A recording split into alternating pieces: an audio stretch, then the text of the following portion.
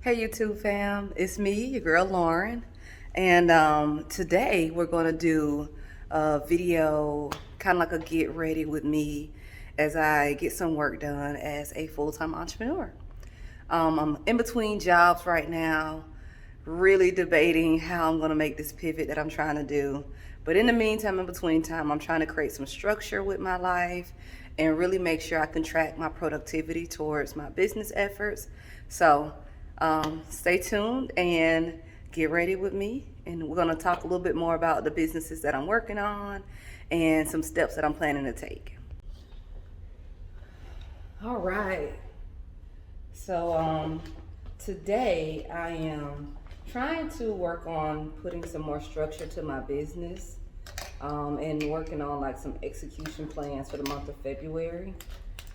I have not finished the book, The 12-Week Year, but I do want to structure February, March, and April in the same format of the 12-week year. How much can I accomplish in the next 3 months or 12 weeks?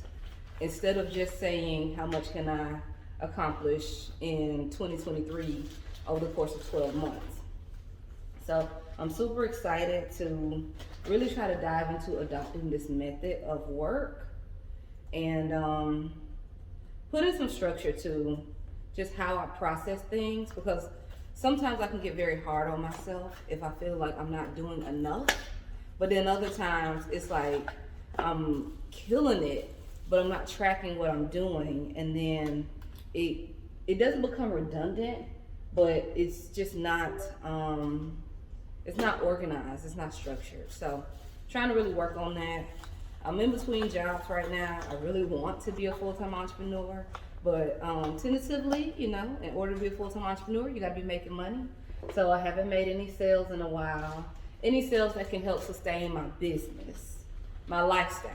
Like I'm not making the type of sales that can help sustain paying my bills, and that's why I'm still saying that I'm in between jobs and I'm trying to figure it out. But just some important things that I'm working on that I've really trying to hone in on is the growth of LB's Chili Bar. I recently had an opportunity to like engage with Pinky, just sent her some sauce to see, if we have an opportunity to work together, collaborate, just see if she even liked my sauce. I previously tried to get her some of my product when I was living in Chattanooga, Tennessee, and Slutty Vegan came to Chattanooga. She wasn't there, but members of her team was there. But I guess she just never ended up getting the package that I sent by her team members. And so God gonna always make a way, and it's just so exciting to see that she now knows, who I am and what my business does, and is interested in trying my sauce. So extraordinarily excited about that opportunity.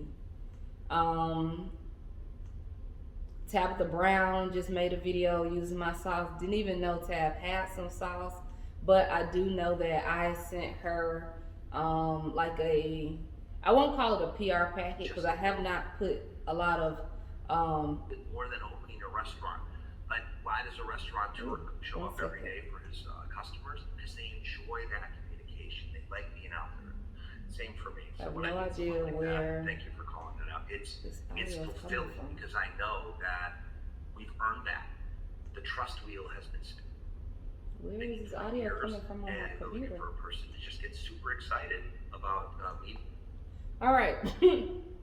I have a million tabs open on this computer. Ain't no telling where that audio is coming from. But yeah, it was so exciting. My cousin hit me up and was like, "Hey, Tabitha Brown is using your sauce," and I was like, "Wait, what?"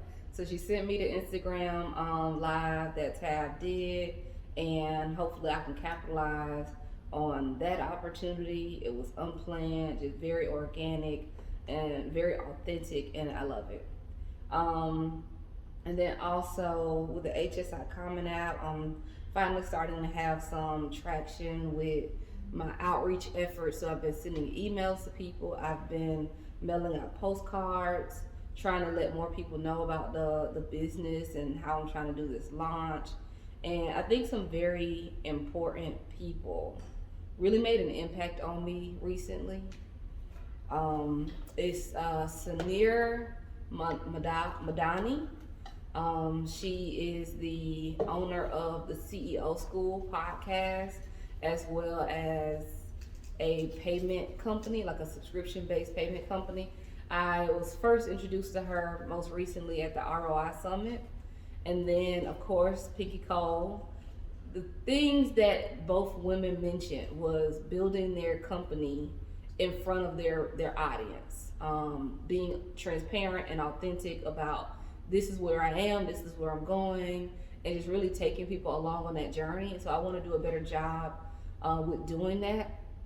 I do not consider myself a content creator, but I do understand that I want people to have buy-in.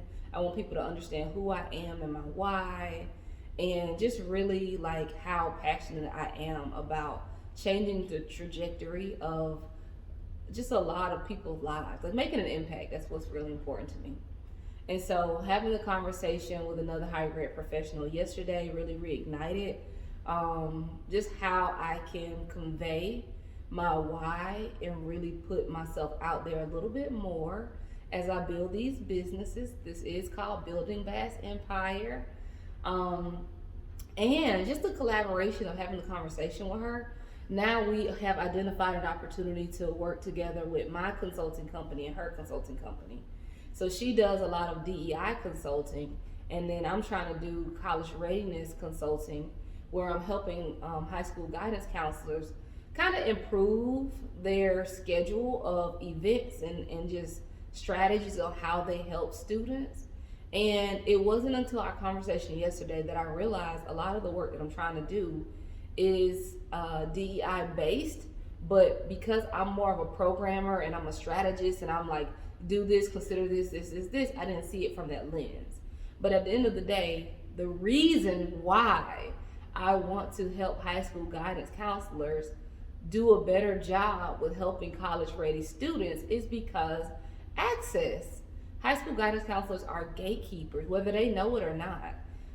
They are the ones who can recommend the students to take AP classes. They are the ones who can recommend the students to do dual enrollment. They are the ones that most community partners and outside organizations reach out to about scholarships. And so if they're not disseminating that information to everyone, then they are gatekeeping information and they're being selective about who they believe should have certain opportunities. And sometimes it's an extraordinarily biased situation, whether they are intentionally biased or not intentionally biased. When you look at the numbers, it's a biased situation going on. So me having this desire to really want to help them do a better job and how they can create access for all of their students and possibly even get more students engaged with them by doing some, planned programming, parent newsletters, things of this nature. It's like, it just blew my mind to see that the work that I'm doing is in direct correlation with the work that she's doing for DEI, but I never really looked at it in that perspective. So I just really know that 2023 has some amazing opportunities in the pipeline for Bass Empire. And I'm just really trying to put a lot of focus towards, LB's Chili Bar. What does that growth and scale looks like? I have to complete the Target Accelerator application this week, but I also sometimes struggle with doing accelerator programs because since it's over a certain amount of time, my schedule is not consistent. I'm not a full-time entrepreneur yet. I cannot just rely on my business to cover my living expenses. So when I have to make pivots and transitions of interviewing and even going to work, and it just really becomes a distraction when it comes down to trying to participate in these accelerators. But they offer so many great opportunities. And then some of them come with grant funding, and it's just like, but I'm gonna figure it out. So that's what's on the agenda for this week, the Target Accelerator for LB's Chili Bar. And then just doing more communication for promoting the sauces. And I do have to restock some inventory this week or probably this weekend. When it comes to the HSI Common App, during the ROI Summit in Puerto Rico, something hit me of do a press release. I was a communications major. I have a bachelor's of communications with an emphasis in public relations. Write a press release, Lauren. The postcards were great. The emails are great. Now do a press release so that more people can get behind me and understand the vision and the goal and want to support. So I'm going to be working on creating a press release for the HSI Common App. And then for Bass Consulting, just continuing to make some more connections and relationships. I know that I can do higher education consulting. One thing that Rachel Rogers said during the conference is you don't have to be experienced to be qualified. And I like that because as a new consultant, I have doubts. I have insecurities. I'm like, but I don't have a track record of showing, that I've been able to do X, Y, and Z. But the reality is I'm qualified not only because I have my master's in higher education leadership, but I'm qualified because I've been doing this for nearly 10 years. So it's like I have not been a consultant for 10 years, but I've been a practitioner for 10 years. And sometimes that work, the hands-on work, is what really qualifies me to say, look, I've been at this type of school, I've been at this type of school, I've been in this type of environment. These are industry trends that I'm seeing. These are gaps that need to be filled. These are niche opportunities that you should consider. So I'm qualified to be a higher education consultant. And I just have to keep reminding myself that and keep pitching myself, and somebody is going to hire me. And then again, with the college readiness consulting, I am qualified for that. I have been doing enrollment management for the past 6 or 7 years. Undergrad, grad, financial aid, I know enrollment management.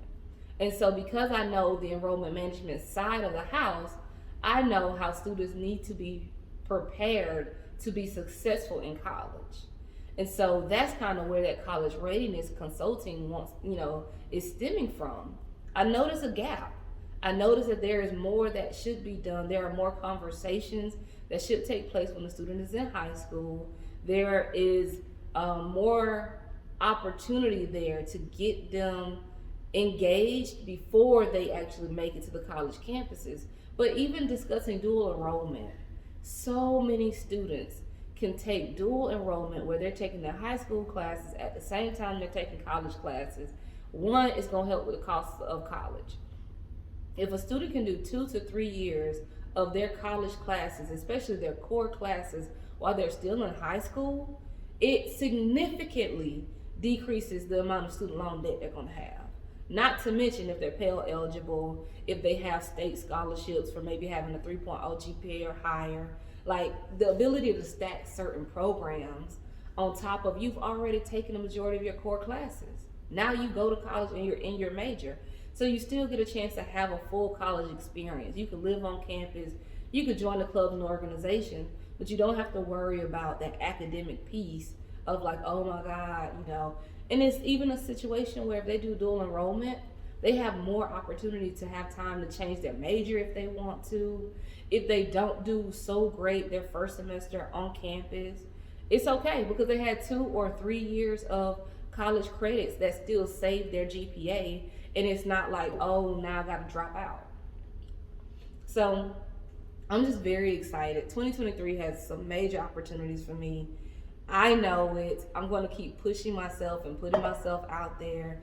I'm going to be doing weekly videos in the month of February to just continue to be comfortable pitching myself, to continue being comfortable discussing my businesses, where we are, where we're going, what's in the pipeline.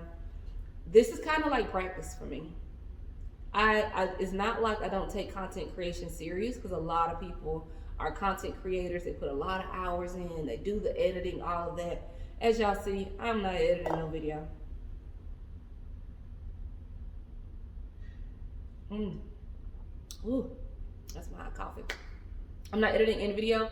I don't know how to. I don't have the funds to invest in editing video content, but I can put the effort into creating the content and putting it out there.